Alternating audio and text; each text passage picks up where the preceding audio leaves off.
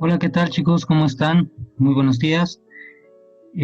Para esta semana vamos a comenzar con un nuevo capítulo del libro de teoría de juegos. El capítulo se llama Juegos con movimientos simultáneos e información completa. En esta semana abordaremos algunos temas de este capítulo, en específico los tres primeros: conceptos básicos, el dilema del prisionero y juegos en forma estratégica. Conceptos básicos.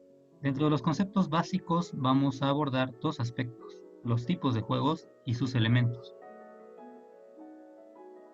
Bien, como primer acercamiento a la teoría de juegos, debemos de saber que los juegos pueden ser de diversas clases. Por ejemplo, podemos dividir a los juegos en juegos cooperativos y juegos no cooperativos. Los juegos cooperativos son aquellos donde los participantes saben de los movimientos del otro y tienen la opción de comunicarse y ponerse de acuerdo en sus estrategias. En los juegos no cooperativos esto no sucede. Los juegos no cooperativos a su vez se dividen en dos: juegos estáticos o simultáneos y juegos dinámicos. En los juegos estáticos, cada jugador toma las decisiones, toma las estrategias sin tomar en cuenta al otro jugador, porque no observa a las decisiones o estrategias del otro jugador. Es decir, cada jugador actúa por separado y no puede ver las decisiones del contrario. En los juegos dinámicos esto no sucede así. En los juegos dinámicos, cada jugador puede observar el resultado previo de las acciones del otro jugador. La palabra estática o dinámica, aunque nos recuerde aspectos que tienen que ver con movimiento o con tiempo, en esta ocasión no se refiere al tiempo, sino a ese conocimiento de parte de un jugador de los movimientos del otro. Los juegos estáticos se dividen a su vez en dos: juegos con información completa y juegos con información incompleta. En ambos casos, también información es imperfecta. Los juegos dinámicos también se dividen en juegos con información completa e incompleta. Sin embargo, dentro de los juegos de información completa, la información puede ser perfecta o imperfecta, y del mismo modo, dentro de los juegos con información incompleta, la información puede ser perfecta o imperfecta. Más adelante abordaremos en detalle cada uno de estos tipos de juegos. En la primera parte del curso nos vamos a concentrar en los juegos no cooperativos, es decir, donde los jugadores no pueden llegar a algún acuerdo, que son estáticos, es decir, que los jugadores no observan con antelación los movimientos del contrario, y con información completa, es decir, que todos los jugadores conocen los posibles pagos en cada uno de los resultados del juego. Bien, debemos también conocer cuáles son los elementos de un juego. En general, tenemos que un juego consta de tres elementos: jugadores, estrategias y los pagos, que también se le llama utilidad. También incluso se le puede llamar resultados a este último. Los jugadores se representan por un conjunto N, un conjunto N mayúscula de jugadores. Ese conjunto N engloba a todos los jugadores, desde el primero hasta el N, pasando por el segundo, tercero, cuarto, etc. Entonces, desde el jugador 1 hasta el jugador N, si juntamos todos los jugadores, formamos un conjunto N mayúscula de jugadores, donde a cada jugador de modo genérico le podemos llamar un jugador iésimo. Por otro lado, tenemos que cada jugador tiene a su disposición un conjunto de acciones posibles, es decir, de estrategias. Este conjunto lo llamamos S mayúscula. S mayúscula que tiene un subíndice I, indicando que pertenece ese conjunto de estrategias a algún jugador I. Ese conjunto de estrategias está formado por cada una de las estrategias a disposición del jugador I. Estrategias como la estrategia prima, biprima o triprima, todas ellas pertenecientes al mismo jugador, el jugador I, y simbolizadas con una S minúscula. Así, cada jugador I tiene su propio conjunto de estrategias. El tercer elemento es la utilidad o los pagos. La utilidad o los pagos es una regla que asigna un cierto resultado para cada desenlace posible del juego. Y cada desenlace posible del juego no es otra cosa más que una combinación de estrategias de los N jugadores. De modo tal que esto lo convierte en una función de utilidad, que puede ser distinta dependiendo de cada jugador. Por eso tenemos U subíndice I. Esta función es evaluada entonces en ese vector de posibles estrategias S tomadas por cada uno de los jugadores. Por ejemplo, el jugador 1 puede tomar alguna estrategia en particular, digamos S'.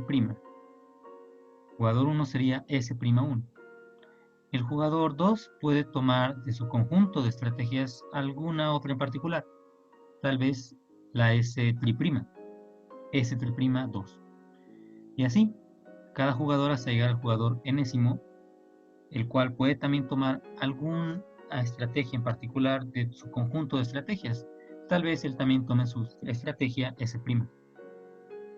Bien, ese conjunto de estrategias, esa combinación de estrategias de los n jugadores se evalúa con la función de utilidad y nos da como resultado un determinado pago para cada jugador en cada combinación posible de estrategias. Bien, aunado a lo anterior, dentro de los conceptos básicos es importante conocer las dos formas en las cuales se puede presentar un juego. Un juego lo puedes presentar en forma estratégica o normal y en forma extensiva. La forma estratégica se refiere a presentar los pagos y las estrategias en forma de una matriz, mientras que la forma extensiva se refiere a presentar estos mismos pagos y estrategias, pero en forma de diagrama de árbol. A lo largo del curso, poco a poco iremos viendo cada una de estas formas. Comenzaremos comenzando la forma estratégica.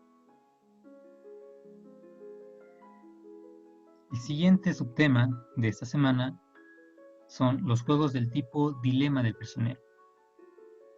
Es decir, existe toda una gama de juegos que corresponden a este tipo, que son del tipo dilema del prisionero.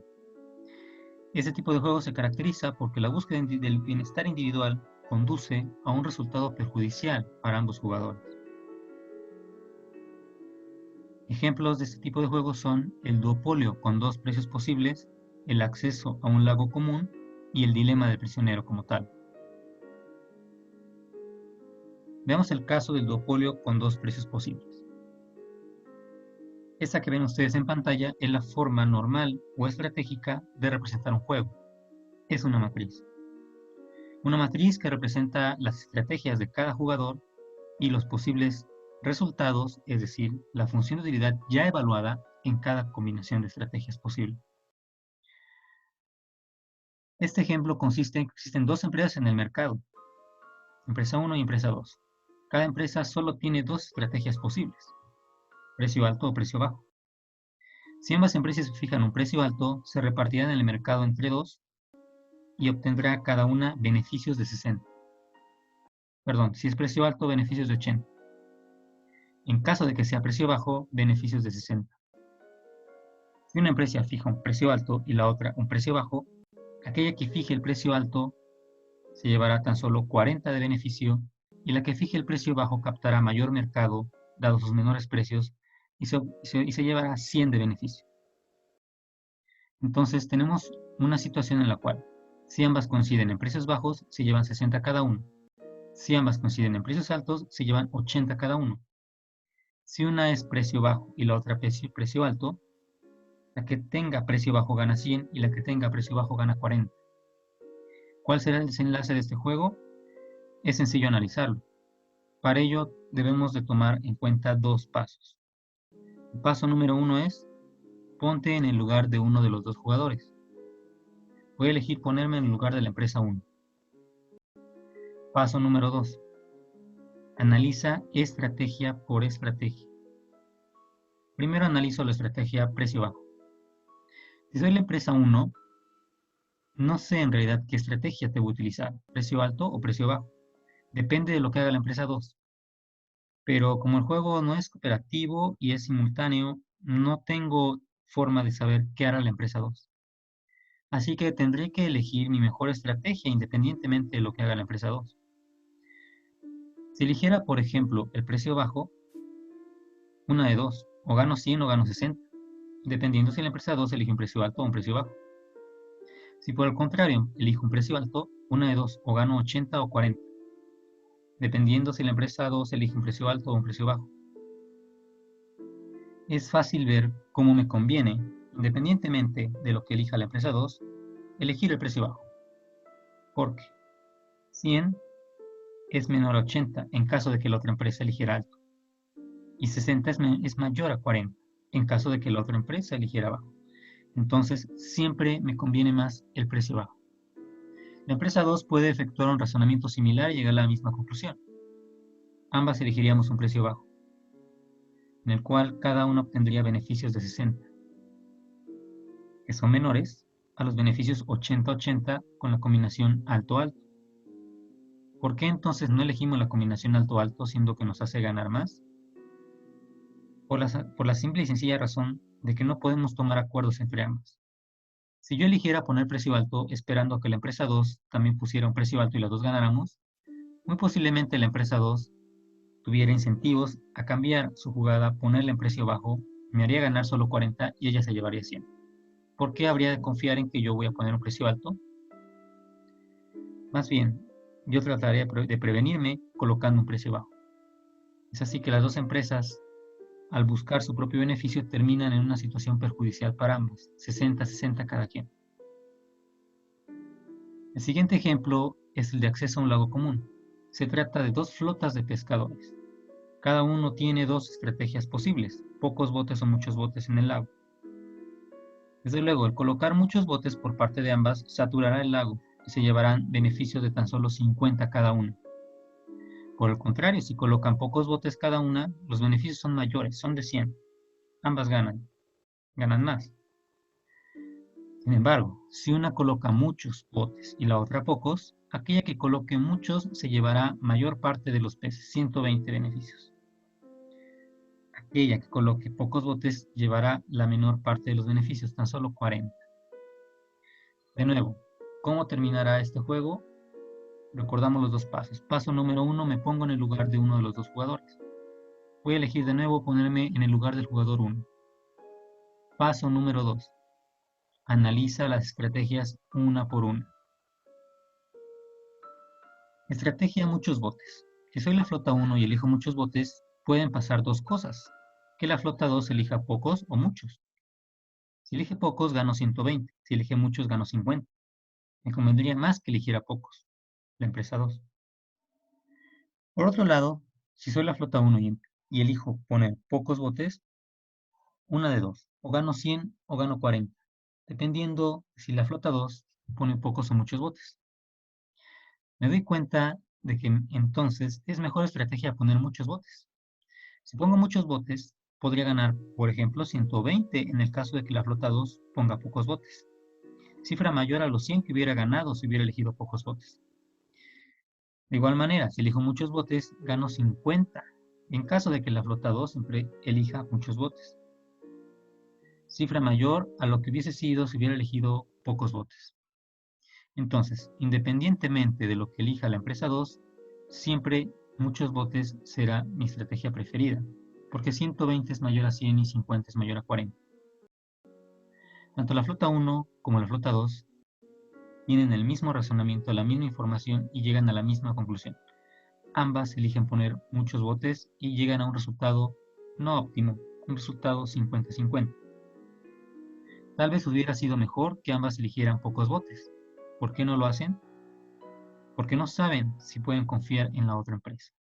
Saben que si eligen pocos botes, la otra empresa puede elegir muchos y entonces tendrían ganando mucho menos. Es así que al no haber la posibilidad de un acuerdo y no ver los movimientos del otro jugador, se previenen y eligen desde el principio la estrategia muchos botes. El tercer ejemplo es el caso del dilema del prisionero. Es el ejemplo más famoso y común de este tipo de juegos. Se trata de dos prisioneros que han sido capturados de manera separada. Se interroga a cada uno de ellos de manera separada y a ambos se les hace conocer la misma información sobre los posibles pagos. Tienen dos opciones, negar o confesar el crimen. Vamos a analizar cuál sería el resultado en este juego. Paso número 1, me pongo en el lugar de uno de los jugadores. Me pondré en el lugar del prisionero 1. Paso número 2, elige y analiza cada estrategia una por una, de modo separado. Soy el prisionero 1 y elijo confesar. ¿Qué me podría pasar? O bien que pase 0 años en prisión si el prisionero 2 lo niega, o bien que pase 5 años en prisión si el prisionero 2 también confiesa. No sé qué va a suceder, dado que no conozco las decisiones del prisionero 2.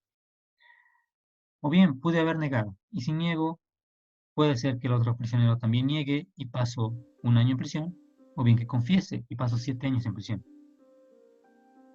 Es así que es fácil darse cuenta que la estrategia preferida sería confesar, porque si confieso, mis pagos van de 0 a menos 5 años en prisión, o paso 0 o menos 5 años. Sin embargo, si lo niego, los pagos son peores. En vez de 0 pasaría 1 año y en vez de 5 pasaría 7 años en prisión. Entonces, dado que no sé qué va a elegir el otro jugador, e independientemente incluso de lo que elija, me conviene más confesar, porque 0 es mejor que menos 1 y menos 5 es mejor que menos 7. Ambos jugadores tienen el mismo razonamiento, la misma información y ambos llegan al mismo resultado. Así que ambos prisioneros terminarán confesando y pasando 5 años en prisión.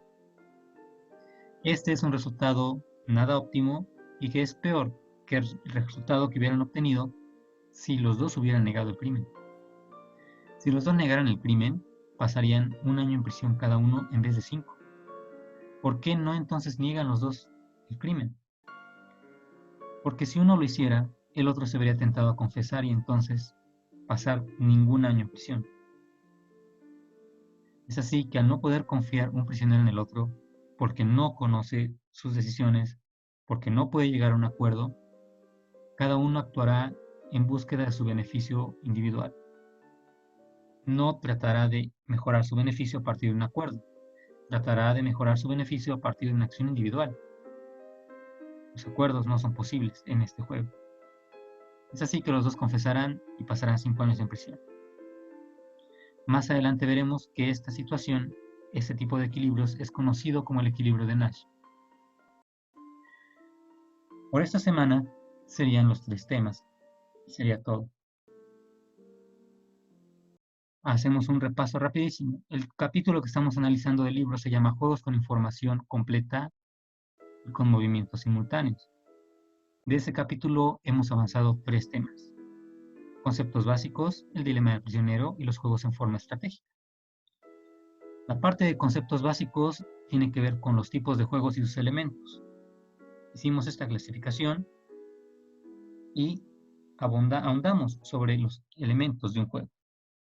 Es importante poner atención en los detalles matemáticos, en la notación matemática, porque más adelante nos permitirá tener una mayor claridad en nuestro análisis.